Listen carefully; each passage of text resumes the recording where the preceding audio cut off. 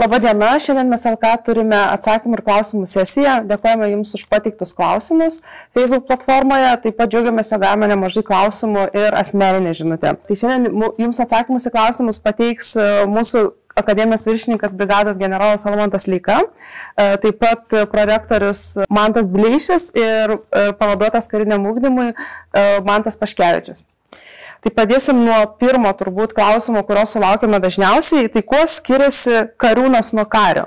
Jeigu paėmus, tai tikriausiai nelabai smarkiai, todėl kad kariūnas yra karys, tik tai jo ypatybė būtent yra tai, kad jisai studijuoja, mokosi šiandien karo akademijoje. Tai kariūnas yra karys, kuris mokosi čia pas mus Lietuvos karo akademijoje. Ir baigęs tampa kariu.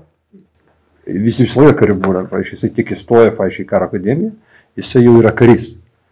Bet karys tai yra bendrinis žodis, o tose būtent karių rate yra tam tikros kategorijos, mažesnės. Kariūnas yra viena iš tų kategorijų. Kai pabaigia kariūnai mokslus, studijas sėkmingai, dauguma, be jokios abejonės, tada jie tampa karininkais. Ačiū už atsakymą. Kitas klausimas, Laurys klausia, ką reikia išlaikyti ir kiek turėtų būti mažiausias balas, kad galėtum įstoti LK? Tai šiemet jūs turite bendrą balą surinkti 4 ir išlaikyti 3 egzaminus. Tai turbūt tokia orientacija, norėčiau labai rekomenduoti visiems pasirinkti laikyti istorijos egzaminą, tai jos vertinis koeficientas šiemet šiek tiek didesnis, tai gali turėti reikšmės jums pakylant reitingę konkursinėje eilėje stojant akademiją. Taip, toliau Silvija klausia, kokie kultūriniai užsiėmimai yra organizuojami kariūnams ir kariūnėms akademijoje? Yra 2 tipų užsiėmimai, vieni privalomi būreliai, teatras, muzika, kinas, dailė, literatūra, architektūra 2 ir 3 kurso metu. Taip pat yra savanoriškai pasirenkami užsiėmimai tokie kaip gitaros būrelis, šokių būrelis, vyrų choras, moterų choras, panašiai. Toliau Viktorija klausia, kiek kariūnų mokosi per visus kursus šiais metais? Tai būtent besibaigiant dabar šiems mokslo metams mes turime gerai virš 300. Tai jeigu padarytus iš 4, tai gaunasi tasgi netoli 100 kiekviename kurse. Puiku. Toliau klausia Marius taip pat apie skaičius. Mačiau, lyg kariūnų stipendija siekia iki 1100 eurų. Norėjau pasitikslinti. Gal pakomentuotumėt plačiau? Kariūnų stipendijas tie dydžiai priklauso, jeigu paėmus, tai labiausiai ir daugiausiai nuo paties kariūno. Nuo paties kariūno būtent pastangų dėjimo, rezultato rodymo, rezultato siekimo. Tai čia yra pagrindinis kriterijus, nuo ko priklauso. Be jokios abejonės nemažai tikriausiai bus mūsų žiūrovo, kurios domins jau tikslios kariūnų stipendijų sumos. Tai aš norėčiau būtent kaip tik ir paminėti tas jau tikslės sumas. Tai tik įstoja kariūnai būtent pirmo semestro metu, kada vyksta karinis rengimas. Tai jie gauna virš 430 eurų kas mėnesinė stipendija. Toliau būtent prasideda tas jų diferencijavimas, nes mes tada matom jų pasiekimus per tą pirmąjį semestrą ir tada jau atsiranda tam tikras maksimalios sumos ir minimalios. Tai tada jau pirmam kursė, antram semestrė kariūnas gavęs puikų vertinimą, jo stipendija gali kilti iki daugiau negu 600 eurų, o tada jau žemiausias lygis antram semestrė būtų netoli 400 eurų. Antrame kurse atitinkamai, kaip aš jau ir minėjau, didėja stipendija ir maksimali su puikiausiais rezultatais kariūnai gali gauti virš 800 eurų stipendiją, o tada žemesnis jau tas apatinis lygis būtų 750. Trečiam kurse vėlgi toliau auga stipendija, tai aukščiausias lygis, aukščiausios įvertinimus turintiems kariūnams, jinai gali pasiekti daugiau negu 850 eurų, o jau žemiau tada 770. Tas, kas buvo paminėta, stipendija, ta jau didžiausia stipendija čia mūsų kariūnams besimokytiems karo akademijoje, tai yra paskutinį semestrą, tai yra būtent jau 4 kurso 2 semestrą, stipendija siekia 1100 eurų dydį ir tai jinai yra paskaičiuota pagal jau leitenanto, būtent kada būtent tas jau mūsų absolventas kariūnas gauna 1 laipsnį leitenantą, tai sudaro 80% jo atlyginimo. Ir akivaizdu, kokią mes dabar šiandieną turime Lietuvos Respublikos vyriausybės patvirtintą sistemą kariūnų stipendijų mokėjimo, tai jinai diferencijuota, tai kad pirmakursiams yra mokamos mažesnės stipendijos, paskui palaipsniui kiekviename kurse būtent mokama vis daugiau ir daugiau. Tačiau kiekviename kurse, būtent nepaisant to kurso, taip pat yra diferencijavimas pagal pasiekimo lygį. Jeigu kariūnas tikrai parodo išskirtinius pasiekimus visame kame, ne vien tik tai būtent tas studijose, ar tai būtų universitetinės studijos, ar tai būtų karinės studijos, bet taip pat ir ta visuomeninėje veikloje, tada jo reitingas pasiekia pačią aukščiausią, tada automatiškai gauna tą didžiausią dydį. Jeigu dėja pasitaiko kitą kartą ir tokių dalykų, kai dėl pačių vyriausių priežasčių kariūnas užsidirba, taip sakant, skolas, tada jau jo būtent reitingas ir atitinkamai stipendija krenta žemyn. Galbūt išskirtinis toksai yra jau pakankamai ilgai čia esantis, egzistuojantis momentas, tai yra, kad kariūnai patį paskutinį semestrą gauna tokį jau pakankamai solidesnę stipendijos sumą. Aš iš atsakymą, manau, daugam buvo įdomu, nes vis užklausdavo taip pat apie stipendijas. Kitas klausimas, koks mitas apie LK yra populiariausias? Gal teko girdėti tokį neteisingą kažkokią nuostatą, požiūrį? Turbūt bendras mitas yra apie karininko profesiją, akademijoje surengiam karininkus. Bendras mitas yra, kad čia susirenka arba pagrindinis kriterijus yra fizinė jėga. Jeigu aš mūsų kariūnų paklausiu, ar manęs visuomenės nariai dažnai klausia, tai ten turbūt sunku, daug sportuoti reikia, bėgti, daug, kuprinė sunkiai ir dar kažkas. Tai reikia ir sportuoti, ir bėgti, ir kuprinę sunkiai nešti, bet mūsų profesijos pagrindinė charakteristika yra galvos turinys.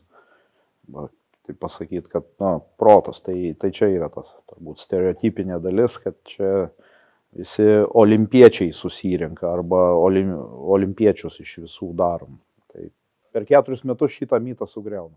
Tai tikrai tas yra gyvas tam tikrą prasme mūsų visuomenėje, kitą kartą mitas, kuris tikrai neturi jokio pagrindo, kad čia pas mus mokosi tokie jau supermenai iš tikrųjų. Tai būtent aš sakyčiau, kad tie visi reikalavimai, kurie yra tiek būtent studijoms, kariniams ir universitetiniams, tiek fiziniam pasirengimui, jie nėra tokie kažkaip tai labai nepasiekiami, vėlgi pripažindami labai akivaizdžiai dabartinį, sakykime, jaunimo, tą judrumo, judėjimo, fizinio aktyvumo trūkumą.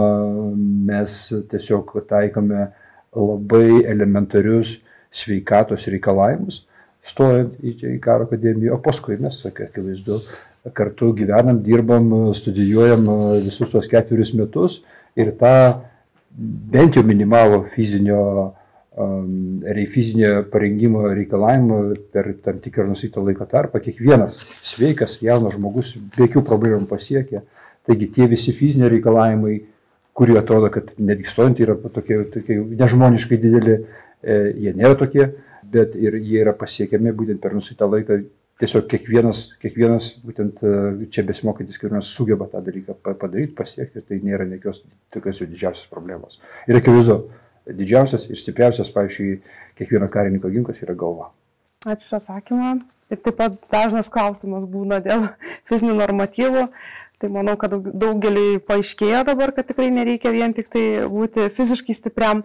Aš tai būtent norėčiau dar būtent apie tą fizinį parengimą, o aš bendrai gal tikriausiai tiksliausia būtų vardinti fizinį aktyvumą. Fizinis aktyvumas yra svarbiausias dalykas.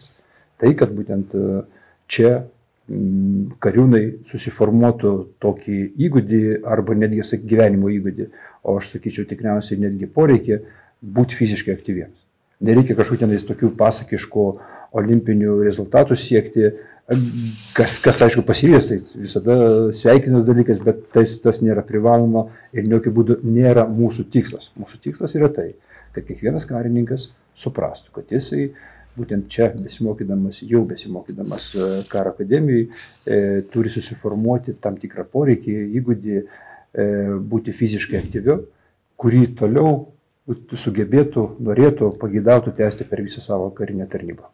Ir čia dar norėčiau papildyti, kad stojant į karo akademiją nėra fizinio normatyvų, laikymo testavimo kažkokio tai. Fizinio normatyvo testavimas atsiranda 1 metų pabaigoje. Iš tikrųjų, jeigu kam įdomu, tai 40, minimum yra 42 atsispaudimai, 53 atsilenkimai ir per 3 km nubėgti per 15 minučių. Čia yra minimalūs reikalavimai, kur užskaitoma įskaita. Bet dar paminėsiu po metų tarnybos karo akademijai. Jo, tai vienas mitas be sportavimo yra tas, kad visuomenė dažnai sunkiai atskiria, kas yra karininkas ir kas yra kareivis. Tai akademijoje mes neruošiam kareivių, mes neruošiam jų eiti, šaudyti, nešti ginklą, mes ruošiame juos vadovauti. Kariūnai, tapę leitenantais, vėliau grįš į akademiją aukštesnėse pareigose, karjeros kursuose. Ir mes juos ruošiam viso gyvenimo karjerai, būtent vadovaujančiam pareigom įvairiose kariuomenės vietose. Tai čia labai svarbu pabrėžti, kad tai nėra tiesiog ilgesnė nuolatinė privalomoji tarnyba, kur tiesiog reikės dar daugiau kasti griovių, žygiuoti ir panašiai. Mes iš tikrųjų ruošiam kariuomeniai vadovaujančius pareigas einančius žmonės. Ir esminis, būtent visame rengimu, kalbant apie rengimą, kas tas esminis dėmesys, į kurį mes tikrai kreipiam ypatingą dėmesį, tikrai investuojam daug laiko, būtent tai yra suformuoti tą mūsų būsimą karininką kaip lyderį. Nes tai yra esminis reikalavimas kiekvienam karininkui, tai yra būti lyderiu. Ir būtent mes čia Lietuvos karo akademijoje tai daro. Galbūt galėtumėte, generolė, papildydamas atsakyti man to klausimą, kas ta lyderystė ir kaip aš išmoksiu vadovauti. Kalbant apie lyderystę, tikriausiai būtų 2 tokie konceptualiai, gal netgi būtent ir priešingi požiūriai. Tai vienas dalykas, kad lyderis tai gali gimti, o kitas dalykas, kad jie yra suformuojami, išugdomi karo akademijoje. Mes prisilaikom to antrojo požiūrio, kad lyderystės įgūdžių, mokėjimų galim išmokinti, galim juos suformuoti čia. Ir tam mes turim pakankamai laiko tarpą, 4 metai tam turim. Ir aišku, tai nėra tai, kad, sakykime, vieną dieną tas mūsų kariūnas nėra dar lyderiu, sekančią dieną patampa. Tai yra būtent visas 4 metų darbas. Tai prasidedama nuo susipažinimo, paskaitimo, paskaitų pasiklausimo, paskui toliau būtent formuojam tam tikrus pradinius įgūdžius lyderystės toje saugioje mokomojoje aplinkoje, kada kariūnai būtent savo kopose atitinkamai vykdo tam tikras lyderystės funkcijas, pareigas. Ir mes dar turim mentorių šalia to, kurie pakilpsi jiems būtent šiame kelyje.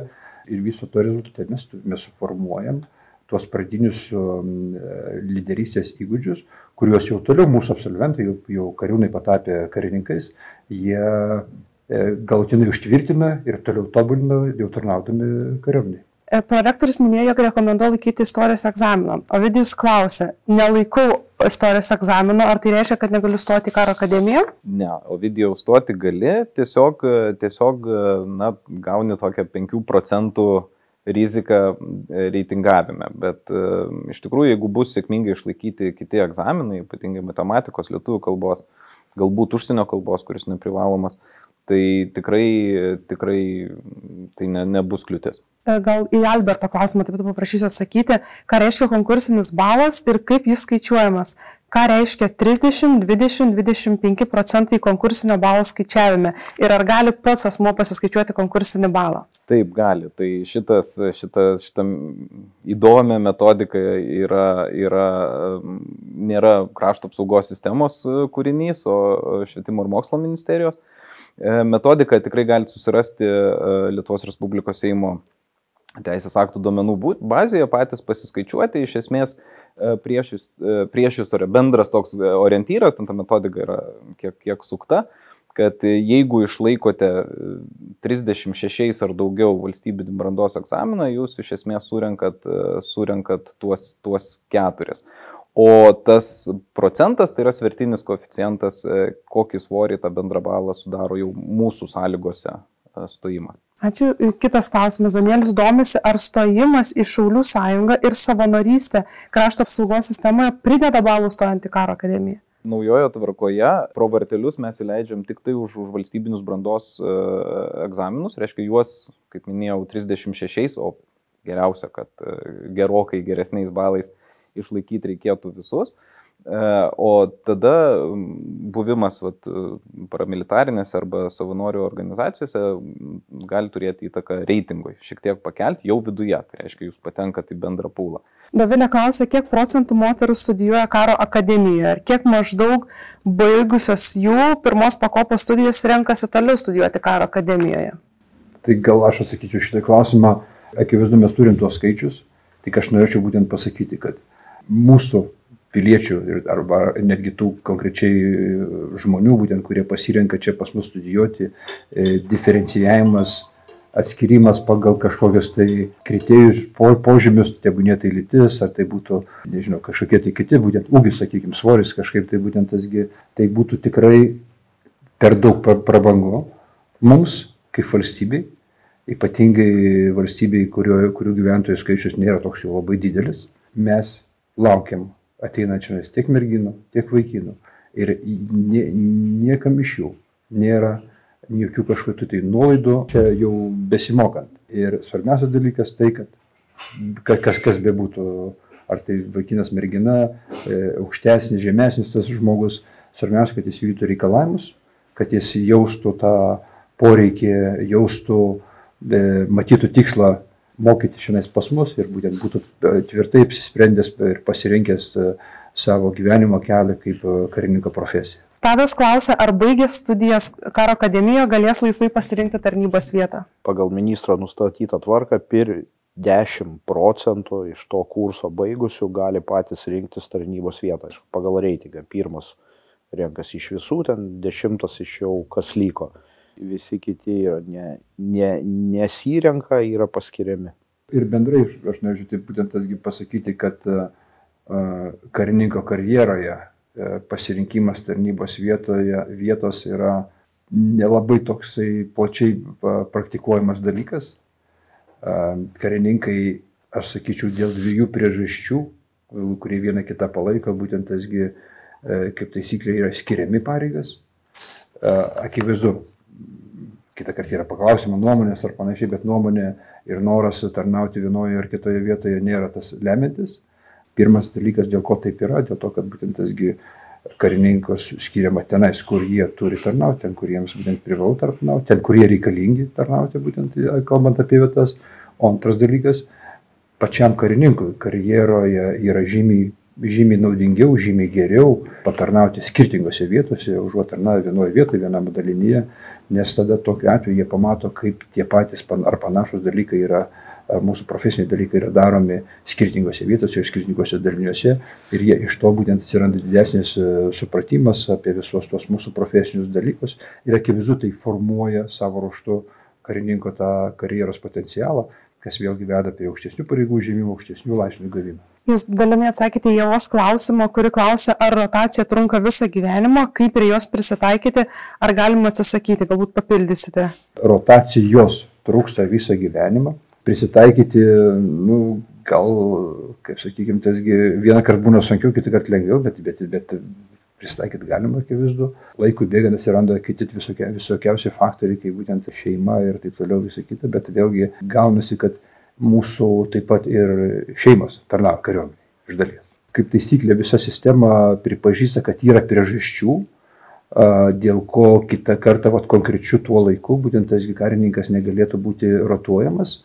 Jeigu, kaip aš jau paminėjau pačio pradžioje, būtent tas karininkas sąmoningai, būtent tas nesiekia arba būtent tas nesirotuoja, tada, sakykime, jo tas potencialas žymiai gerai, karjeros potencialas žymiai labiau sumažėja ir akivaizdu, jisai pats save labai smarkiai apsiriboja profesiškai. Povilas klausia, Baigiau studijas Vilniaus universitete, tačiau labai noriu prisidėti prie šalies gynybos. Ar yra galimybė tą padaryti įstojus į karo akademiją? Galimybė yra, kaip tik nuo šių metų mes tokiems atvejams esame numatę mechanizmą. Tai valstybės lėšomis studijuoti Lietuvoje galima tik vieną kartą. Asmenys, kurie yra baigę daugiau nei 2 studijų metus, jau nebegalėdavo anksčiau stoti karo akademiją. Jau nuo šių metų yra galimybė studijuoti valstybės finansuojamose vietose. Povilai, dėl detalesnių sąlygų gali kreiptis į akademiją, mes paaiškinsim, kokios tos kainos, kokie yra galimi kompensavimo mechanizmai ir panašiai. Ir šalia to, jeigu kartais šitas variantas būtent tam asmeniui, kuris užduoda klausimą, netiktų, yra dar vienas variantas, bent vienas variantas yra, kur jisai galėtų tą savo siekį realizuoti. Tai yra tokia programa, kur čia galima būtent atlikti tą programą šiandien ir karo akademijoje, tai yra vadinami JKVM-as, pilnas pavadinimas yra jaunesniųjų karininkų vadų mokymai. Tai yra kaip tik panašiai tokių kategorijų asmenims, kurie jau turi aukštą išsilavinimą, arba mokosi, arba būtent jau yra įgiję aukštą išsilavinimą, tai yra 3 metų programa, parengimas pagal ją vykdomas daugiausia savaitgaliais ir paskui vasarą dar yra tam tikrą stovyklą, kur vėlgi ten vykdomas tie programos reikalavimai ir vykdomi užsiėmimai. Ir rezultate visos tos programos, būtent tas asmuo dalyvavęs pilnai įvykdęs tos programos reikalavimus, po 3 metų jisai gauna atsargos leitenanto laipsnį. Yra pakankamai nemažai asmenų, kurie pabaigę tą programą, būtent ateina toliau tarnauti į kariuomenę kaip profesinės karo tarnybos karininkai. Eimantas klausia, ar turėsiu galimybę nutraukti studijas, jeigu suprasiu, kad šis kelias ne man? Galimybė bus, bet su tam tikrom sąlygom. Tai pirmieji studijų metai, Eimantai, yra užskaitomi kaip nuolatinė privalomoji karo tarnyba, tad jeigu nutrauksi labai anksti, gali būti LP šauktas. Vėlesniais studijų metais, antrais ir vėlesniais, nutraukus studijas, gali reikėti sumokėti tam tikrą studijų kainos dalį. Ačiū. Toliau Lino klausimas. Ar LK chorai koncertuoja užsienyje? Taip, koncertuoja. Dabar bene paskutinį kartą jie dabar planuoja koncertuoti Prancūzijai, dalyvauti tam tikrame chorų festivalyje. Taip, ir tai yra ne vienintelis toks atvejis, tikrai gan dažnai išvažiuoja. Lina klausia asmeniškai generolo, koks kino filmas ir knyga sukelia daugiausia sentimentų? Kalbant apie knygą, tai mes esam čia karo akademijoje išleidę knygą apie tą asmenį, apie tą tikrai iškilę Lietuvos asmenybę, būtent generolą Joną Žemaitį. Jis yra pavadinta partizanų generolas.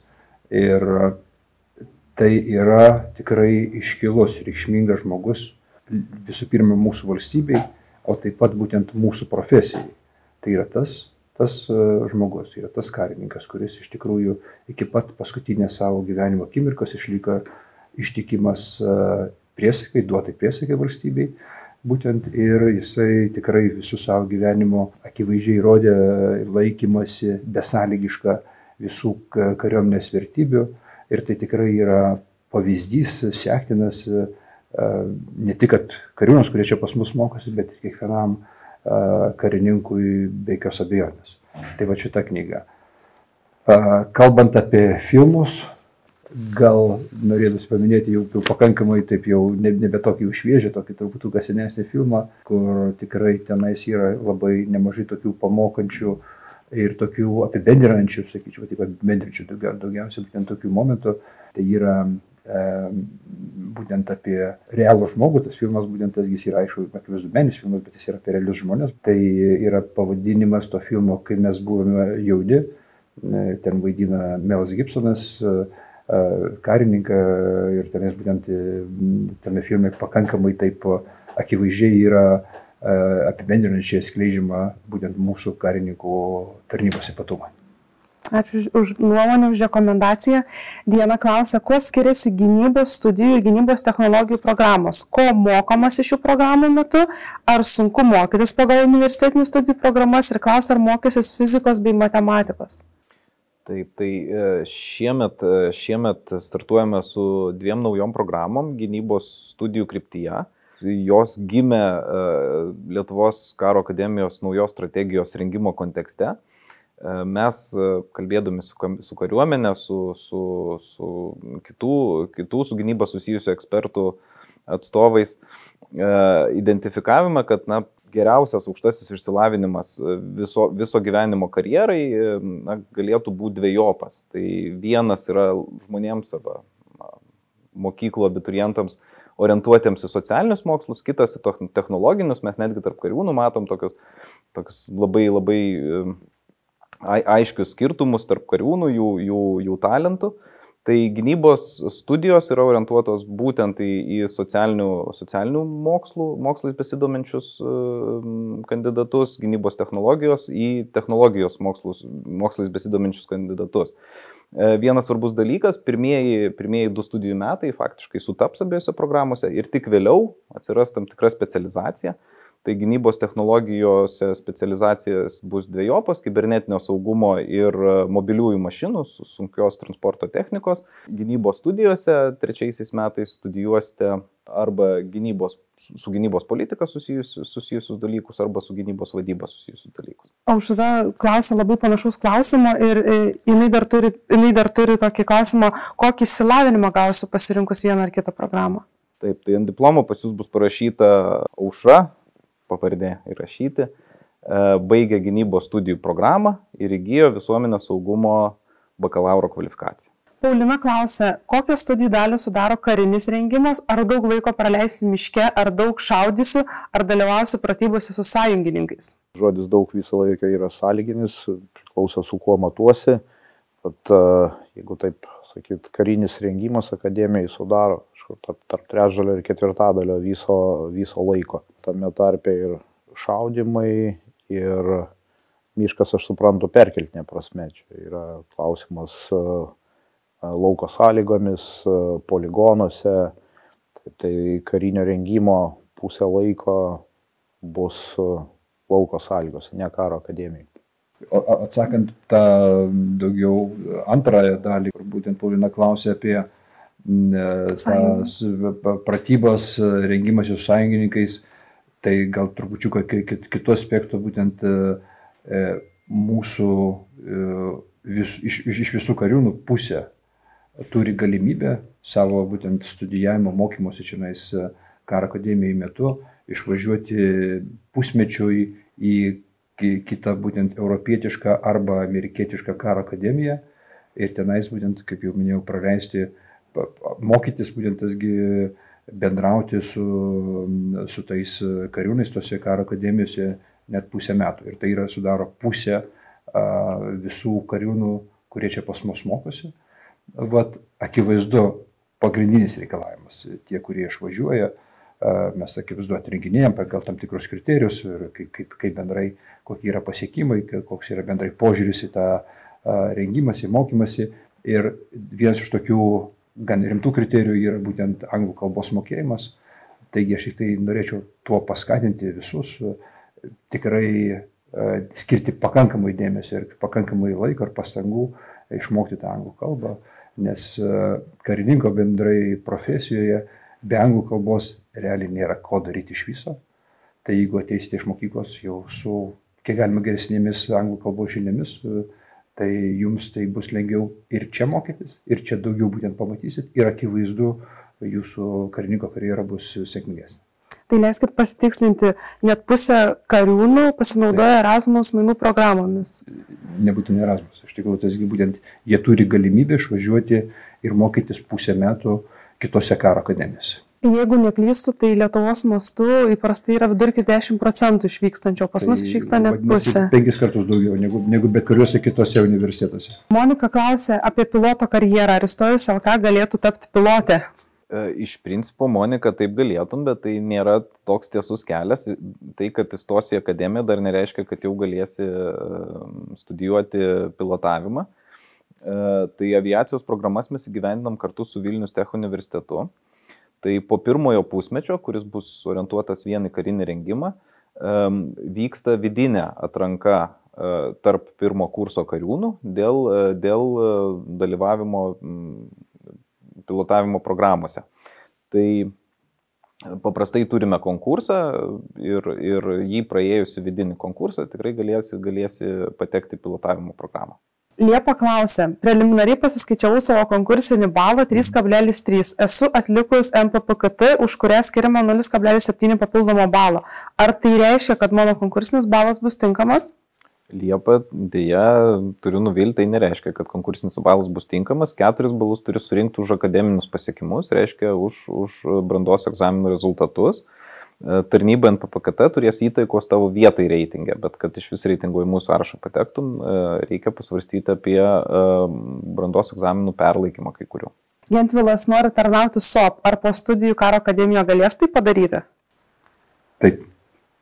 Galės tai padaryti, ar ne? Turės galimybę. Tai žinoma, kad galės, bet tenais yra atitinkami reikalavimai, būtent pasirinkant ir patenkant būtent į kiekvienas pajėgas. Tai akivaizdu bus. Iš principo tai yra tokia galimybė, bet tačiau tai yra, bus, be jokios abejonės bus papildomi dar reikalavimai. Ir dar turime paskutinį Šarūno klausimą.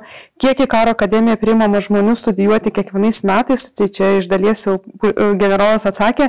Ir klausimas, kiek maždaug būna norinčių stoti, bet nepraeina sveikatos patikrinimo arba motyvacinio pokalbio? Tai patikslimas tokio motyvacinio pokalbio nėra kaip po tokio iš tikrųjų tasgi. Tai yra daugiau tas susipažinimo pažintinis pokalbis ir jo, sakykime, paskirtis yra visiškai kitokia. Priimama mes iki 150 kariūnų kiekvienais metais. Aišku, vėl būna tam tikras skaičius, kuris atkrenta dėl netitikimo sveikatos reikalavimų, bet tai nėra labai ten tokie dideli skaičiai, pripažinkime, ir tie patys sveikatos reikalavimai yra tokie baziniai. Ačiū už atsakymus. Tikimės, kad mūsų šita laida padės jums apsispręsti ir geriau pasirinkti ir nešime daugiau aiškumo.